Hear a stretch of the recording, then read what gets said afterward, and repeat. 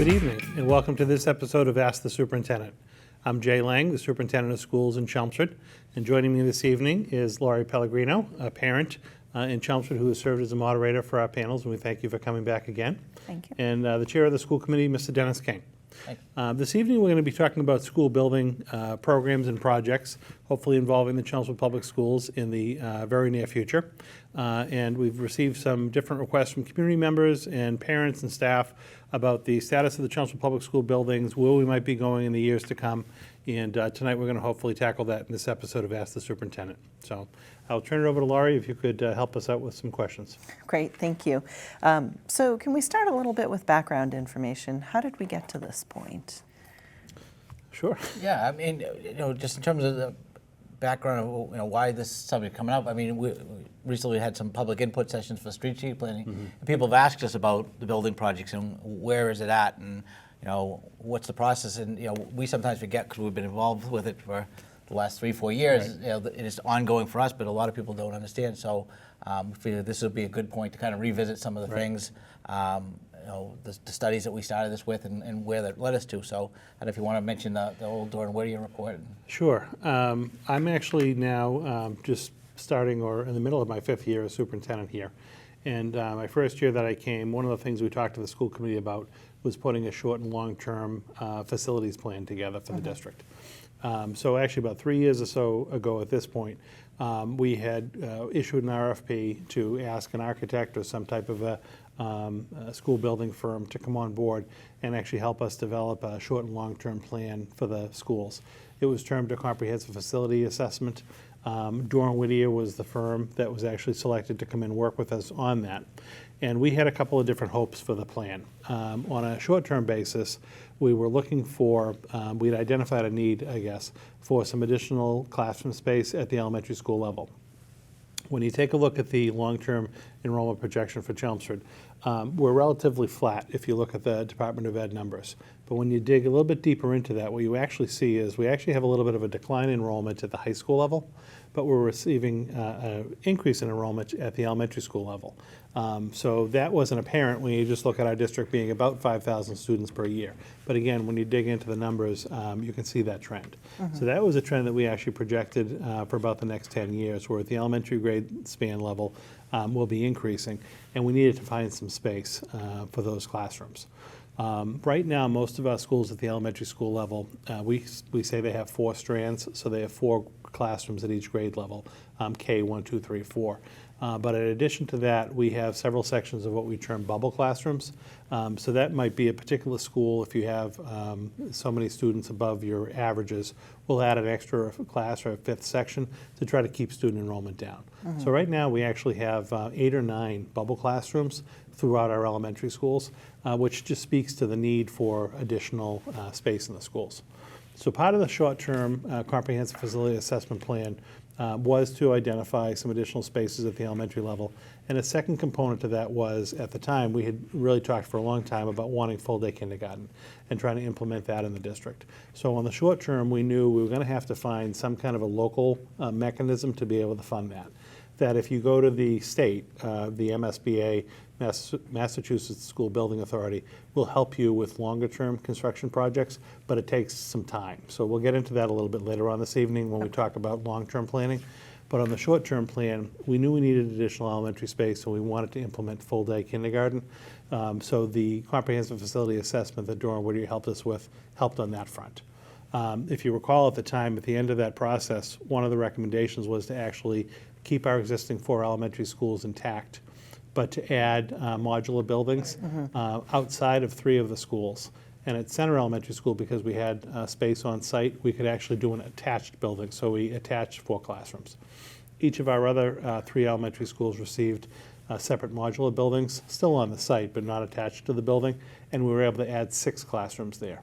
So that added the extra capacity that we needed at the elementary level to help with that enrollment swing.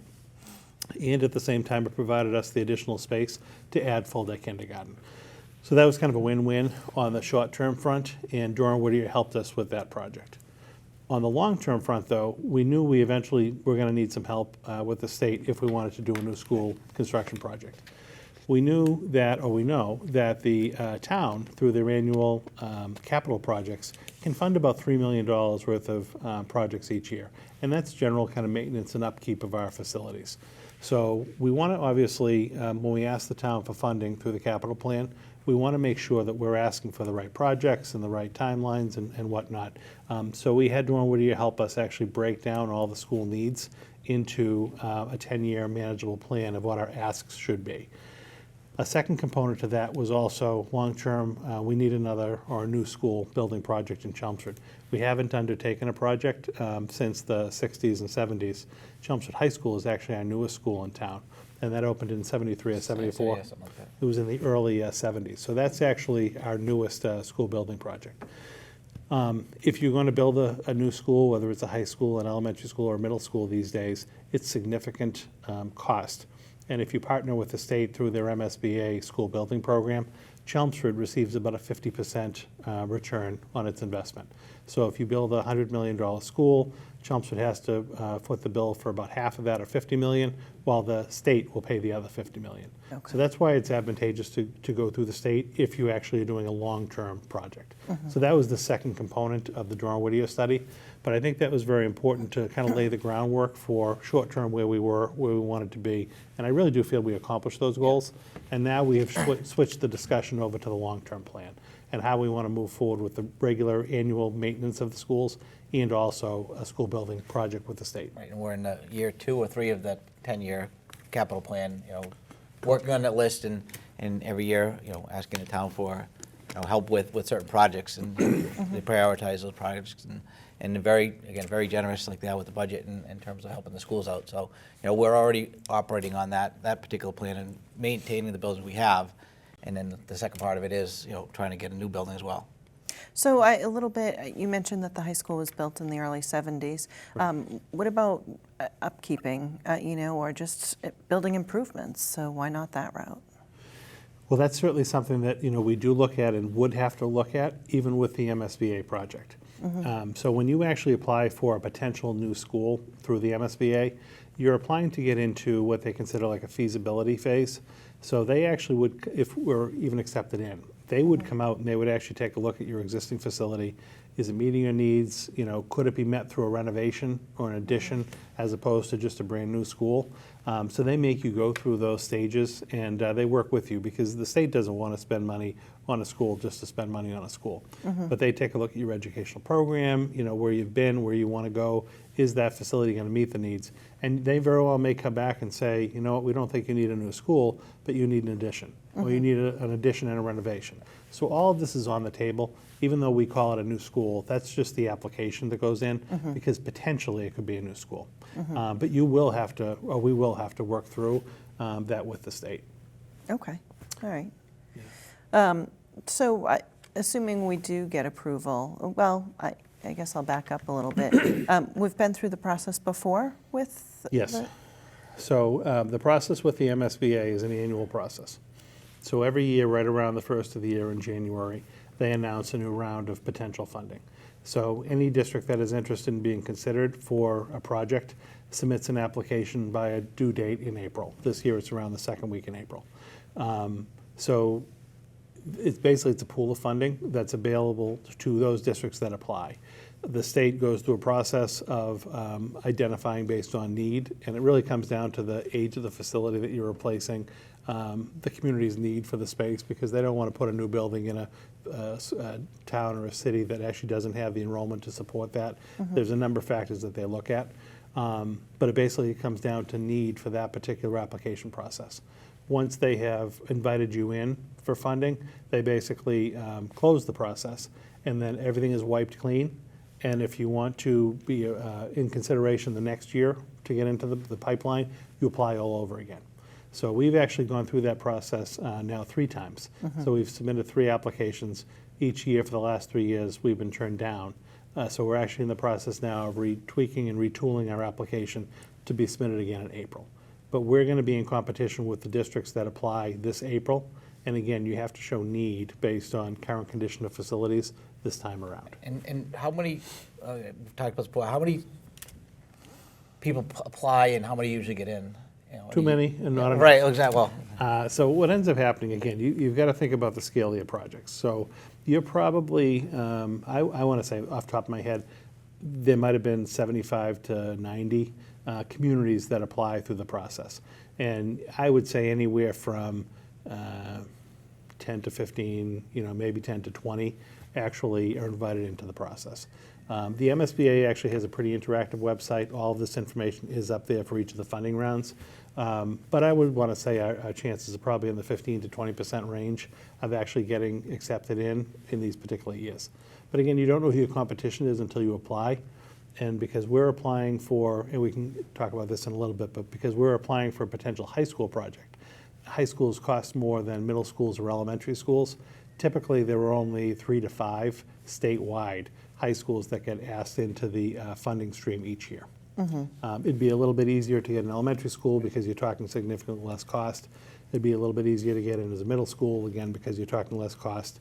But there were reasons that we were actually applying for the high school project that I think we'll talk about a little bit later. right. And it is a competition, so, you're up against other towns where they might have more needs. I mean, you look at some of the schools that have been built recently, there are towns that, those are high schools that really were in dire needs. You're a lot worse off than Yeah, us. exactly. Right. Yeah, so it sounds like there really isn't any moving forward without approval from the MSBA, without being accepted into that process, right? 50% I think is for big. I think for a new school project, it's really unlikely that the town would ever be able to support that, just based on the pure economics of it. I think to be able to partner with the state and receive that 50% reimbursement is very significant, funding-wise. Okay. So when it comes down to, which building would be considered, we've talked about the high school. Where would the new high school go? Do we have plans? Would you mind if we talked maybe for a second about why a high school and Sure. why not an Sure. elementary, just in phasing this? Please. When we had, because a lot of people will say, well, the high school's your newest school. The high school's in very good shape. Why do you need a new high school? And that is somewhat hampering our application because it's not our worst off building, it's our newest building. But one of the things that came out of the long-term study that Dora Whittier helped us with was Chelmsford is going to have limited capacity to be able to build new schools, whether it's a high school, a middle school, or an elementary school. We're not going to have the bonding capacity, or I think even at some level, the community support to say build 4 new elementary schools. To build 2 new middle schools, or even a high school is going to pose challenging to us. So again, we went through iteration after iteration after iteration of the plan. We had a lot of community input and visioning sessions, if you recall. I know you were there, Yeah. and we had them at the senior center to get input. And we whittled about 25 or 30 options down to 2 or 3 key options. And one of the things that we ended up moving forward with to be attractive to Chelmsford was this high school option. And again, the reason was we didn't see it financially feasible to think that we're going to be able to build 5 or 6 new schools in town over the next 20 years. We just wouldn't have the capacity. If you build 1 new elementary school for, let's alphabetical order. Let's say you do a new Byam school and you don't do the other 3. Then you're kind of setting up a haves and haves not type situation. When it comes to try to get support within the community to fund that, if you only have 1 neighborhood that's benefiting from a new school and the other 3 aren't, I think we're going to have a very hard time creating a compelling argument about why one of the elementary schools, when they're all about the same age, should be new, but the others aren't, without talking about significant redistricting. At the elementary school, at the middle school level, how would you build a new Parker Middle School but not a McCarthy, Right. or a new McCarthy and not a Parker? Again, it's going to cause strife within the community. At that point, if you were able to do that, you'd probably have to look at redistricting and regrouping the grades so that, if Parker stayed online, let's say, and you built a new McCarthy Middle School, maybe Parker became 5-6 and McCarthy became 7-8. So at least all the students in the community could get to use and access the new school over their careers. And it's not just, again, one set of neighborhoods and not another. So again, working through the final iterations of this plan, what actually came forward, which I thought was a novel idea, is if we actually did build a new high school, and again, we can talk about where that goes in a second, then you could actually take your McCarthy and Parker Middle School populations and relocate them to the existing high school. So they would actually receive an upgrade over the buildings that they're currently in. So they would actually get a new building in town, and we know that the high school has capacity for that because those 4 grade levels feed to the high school anyway. McCarthy technically is one of our oldest schools, could come offline, and Parker could then become an extra elementary school. And again, we talked in the long term about needing extra elementary space. We could somehow reconfigure some of our elementary enrollments and have Parker come on board as an elementary school. That leads to your original question. Where would a new high school go? It would probably make the most sense to put it up on the playing fields at Graniteville. I know there is a slide that we can take a peek at. If we look at slide 1 right now in the presentation, this is the current configuration of our schools. So this shows where Harrington Elementary School is on Richardson Road compared to the high school. The ball field's on Graniteville, which we'll talk about in a second, and then McCarthy Middle School. And I think the Rotary is listed as well to just give the residents a look of the current geographical map. And then if you move to slide number 2, slide number 2 just gives a rendering of what actually putting a school, the existing high school, just as a footprint, up on the Graniteville fields would look at, or would look like, to give you a sense of what that space might be configured to be. Again, this is a rendering, it's not the final drawing of what it could be, but it just gives you a sense of that. Now, if you actually put a new high school up on Graniteville, you're obviously taking some field space. So the logical thing to do would be McCarthy, again, being the oldest and school that's probably in the toughest shape, could come down, and then that whole complex could be redeveloped as your field space. So you're still on a pretty close proximity to your high school and even your middle schools at that point. That could be an outstanding athletic complex right there on North Road, easily accessible to the community, other teams coming to play us for sports. So that's likely what would happen with that particular site. But that's when you had originally asked the question about, well, where would a new high school go? That probably makes the most sense, but I think you have to know why not an elementary school, why not a middle school? And the fact that at that point in time, really our 2 elementary schools would receive a new school, the high school, which is our newest school in the district right now. Our high school kids would then benefit from truly the newest school in town. And we could then refocus some of our long-term capital funding, the $3 million per year for facility enhancements, on the elementary schools. And again, those buildings are very structurally sound. And we don't have to provide the level of, say, science classrooms or labs and things like that that we do at our middle school and high school at those elementary buildings. Those could really be shored up with that capital funding and then really be sustainable for years to come. I think this too, it highlights one of the issues we're having is we do have this vision of how a new high school would lead to a new middle school, would lead to a new elementary school. We could redistrict and do all these things. But when you apply, you just apply for that one building. And so Right. MSBA just sees your application for the high school and says, okay, well, let's take a look around. Oh, it doesn't look that bad, but I think if we could get them to see the whole picture, Right. we could tell a little better. We're trying to make a compelling Right, argument right. for our case. The MSBA is very strict that they look at it as a building by building replacement. So if we want to be considered for a high school, we have to submit our current high school. So when they look at need, they're looking at the need of the current Chelmsford High School. They're not necessarily looking at the McCarthy building. So we have tried to have some offline conversations to have them see the fuller picture. Even when our application goes in, we're trying to really highlight that this is a community plan for the district. This isn't a singular school project we really want to accomplish.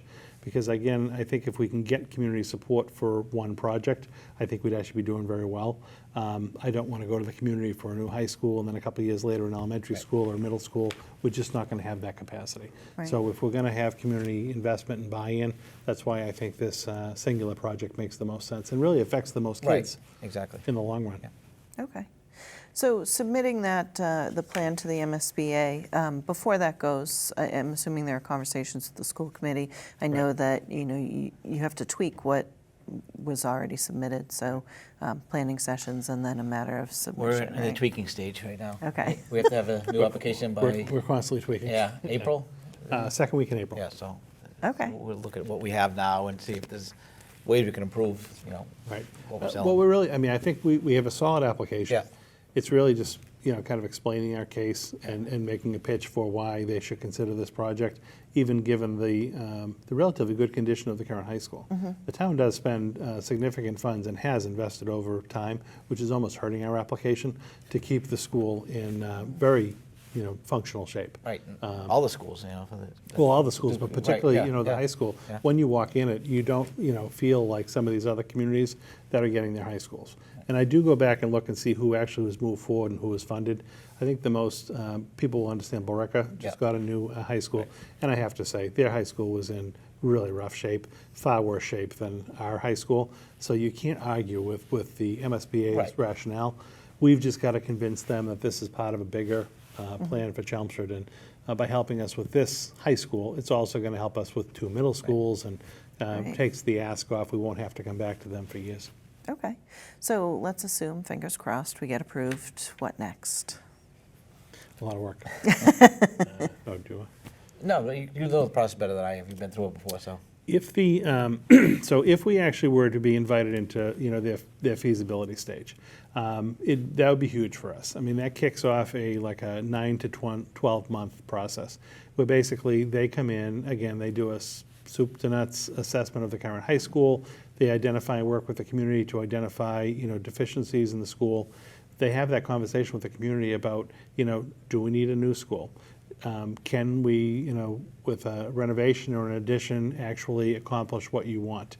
Are you open as a community to a grade level reconfiguration? This is something that Billerica ended up doing with their new high school, where they actually have 8th grade now in the high school, and they had to do that to help make their claim that they needed the space. I'm not saying we're there, but the MSBA puts all of these things on the table, and they really go through it with you.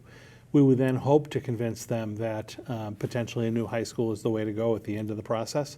And if they invited us into their next round or the next phase of the project, it's technically when they would tell us, there's a name for it that's escaping me right now, but that they're willing to work with us on this funding. We would then have to come back to the town. And the first thing, obviously, the school committee and the Board of Selectmen and the Finance Committee would be informed all the way along the way. But at some point in time, we would need to go to town meeting to get a commitment of funding to be able to hire an architect and a project manager to actually help us do some of that deeper dive around, do you need a new school? Does your enrollment support it? Where would it go? Even though I suggested, granted, Phil, they actually make you look community-wide to figure out where would be the most logical place to put it, what would cost the least amount of money to put it, because there were all these different costs that, are either reimbursable or not reimbursable by the MSBA, and they want to make sure they're getting a good bang for their buck too. So they would actually work with you on all these different phases. So the community would have to support relatively soft costs up front. It's the cost for that architect and an engineer. But that could approach $1 million in total. And they would then come back with their recommendations and their renderings of what, say, a new high school would look like and a project budget and whatnot. And ultimately, the MSBA would have to buy onto that, and then also the town would. So we would have to get town meeting approval. And then because of the scale of the project, if you were looking at a high school, and again, I'm projecting some years down the line, you're now talking in the $200 to $250 million range for a building, probably to accommodate our size.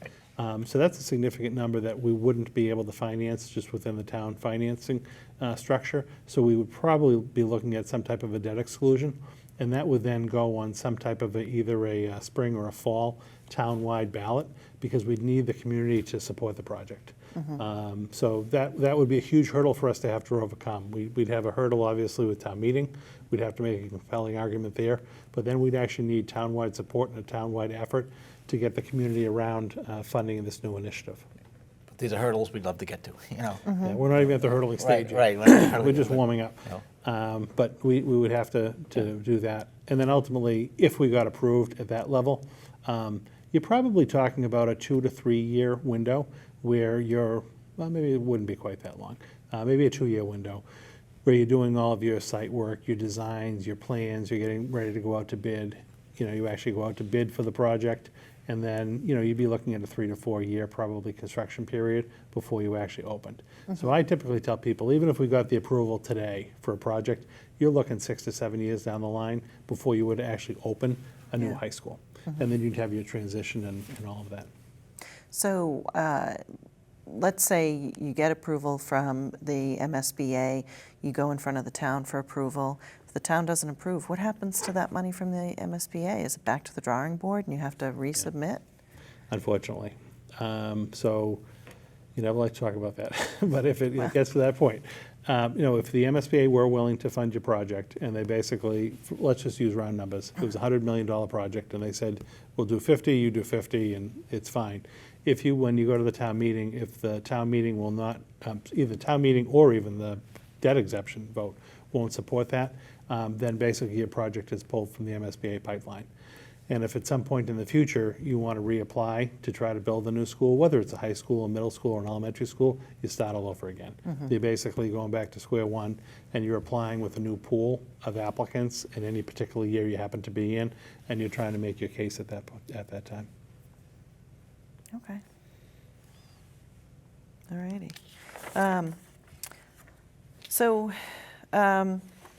You talked a little bit about, if we get all the votes, how long the process will take. Anything else to add to that? No, I mean, regardless of whether we get it or not, we're going to continue to work on our 10-year capital plan and keep the buildings that we have in order.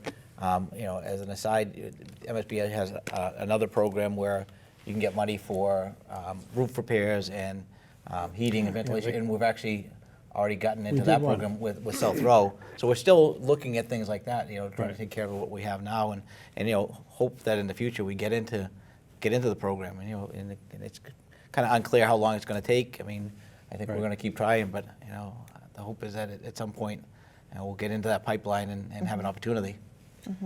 Yeah, as Dennis was saying, the MSPA has two different programs. So they have what they call an accelerator repair program. So that is for your roofs, your windows, your boiler replacement. And we were able to get South Row roof in that pipeline approved, and we're actually be putting a new roof on South Row this summer. So we were very successful on that front. Their other program is called the CORE program. So the CORE are your bigger projects. So those would be your new schools, your renovations, your additions. You can run parallel, so you can be submitting accelerator repair projects all along the way, and we'll likely continue to do that. But the CORE program, you can only apply for one school at a time. So every year, like say, well, right now we're going to apply for the high school project again. Our options are either to do that, or if we ever wanted to switch up and apply for a different level, we certainly could do that as well. But that's what we're kind of obligated to do. Some have asked me, well, let's say MSBA was willing to fund the project. Is there any way of doing it without trying to either get that, not town meeting, but the debt exemption type vote? I just don't see that being the case for that volume of a project. Chelmsford wouldn't have the money within the operating budget to be able to just fund that on its own. You'd need that. And I also think you're going to need community support around such a big project like that, that you'd want to spend the time to really educate the population, let them know why it's important, and try to get them on board with it, because it is a huge impact for the community. Yeah, I think that's another important aspect of the high school is the high school is your most visited building. So you have people from other towns that come into that building, whether it be sporting, events or other clubs or whatever else. So that's kind of your gemstone that people are going to look to. And so if people thinking about moving into a town and they're looking at things like that, is there a new high school coming in and that type of thing. So I think it obviously it's going to benefit our students, but I think it benefits the town as a whole. Yeah. I've had real estate agents actually ask me, when are we getting a new high school? Because it's now an attraction piece. And you get people coming to communities. Again, Dracut has a new school, Billerica has a new school, Wilmington is beautiful, Tewksbury is relatively new, Lowell's getting a new school. When is Chelmsford? So I hope it's only a matter of years. I really do think that maybe that will help people realize that it's important, but I hope that's on the horizon. Excellent. Yeah, I think it's been a good episode. I think we've hopefully covered for individual watching. We receive a lot of questions from time to time about the program, and I think it's so close to some of us that we don't have an opportunity to talk to parents or the public about the program, what might be happening in the Chelmsford schools going forward around school facilities. So I hope you enjoyed this segment and learned a little bit more about our MSBA applications and what might be to come, hopefully, in the years that follow. So thank you very much for watching this evening in this section of Ask the Superintendent.